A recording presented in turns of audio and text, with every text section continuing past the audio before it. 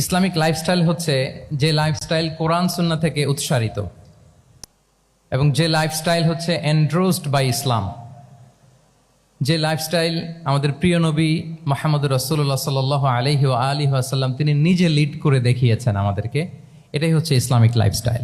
I repeat, যে lifestyle কোরআন সুন্নাহ থেকে উৎসারিত, যেই লাইফস্টাইলকে ইসলাম এন্ডোর্সড করে এবং যে লাইফস্টাইল আল্লাহ রাসূল সাল্লাল্লাহু আলাইহি ওয়া আলিহি ওয়াসাল্লাম আমাদেরকে তিনি লিড করে দেখিয়েছেন। এটা একটা কমপ্লিট প্যাকেজ, একটা হোলিস্টিক প্রজেক্ট।